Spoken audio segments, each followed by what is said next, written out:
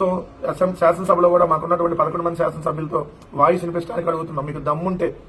మీకు దమ్ముంటే మీరు భయపడకపోతే 164 మందికి భయం లేకపోతే 124 మందికి భయం అనేది ఇంచిత్తు కూడా లేకపోతే మీ ప్రభుత్వానికి భయం లేకపోతే ప్రతిపక్ష నాయకుడికి ఎంతసేపు మైక్ ఇస్తారో అంతసేపు జగన్మోహన్ రెడ్డి గారికి ఇస్తున్నామని చెప్పి ప్రతిపక్ష నాయకుడు హోదా మాకు కేబినెట్ వద్దు, మేము ఆ ఫెసిలిటీస్ ఏం తీసుకోము, ఓన్లీ మైక్ అసెంబ్లీలో ప్రతిపక్ష నాయకుడు హోదా ఇస్తున్నాం, అంతసేపు ఇవ్వడానికి మైక్ ఇవ్వడానికి మాత్రం ఇస్తున్నాం, మిగిలిన ఏం ప్రివిలేజ్లు అవసరం, మాకేం అవసరం.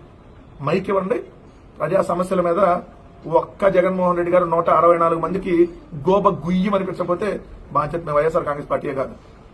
మీరు అహమో గిహమో మీ బొంద మీ బోలి వార్తలు మా నాయకుడు చూడనటువంటి కేబినెట్ ర్యాంకులు కాదు. ఒక ఇంట్లో తండ్రి కొడుకులు ముఖ్యమంత్రి అయ్యారు. రాజశేఖర రెడ్డి గారి నుంచి కేబినెట్ ర్యాంకులు జగన్మోహన్ రెడ్డి గారు వాళ్ళ ఇంట్లో ఉన్న కేబినెట్ ర్యాంకులు ఓ పార్టీ అధ్యక్షుడు ముఖ్యమంత్రి చేశాడు. మేము అడుగుతుంది కేవలం ప్రతిపక్ష నాయకుడికి ఎంతసేపు మైక్ ఇస్తారో అంతసేపు ఇవ్వండి, ఓన్లీ అసెంబ్లీలోనే. మాకు ఇంకా బయట ఏం ప్రతిపక్ష నాయకుడికి సంబంధించిన ఫెసిలిటీస్ వద్దు, మేము అడగట్లా.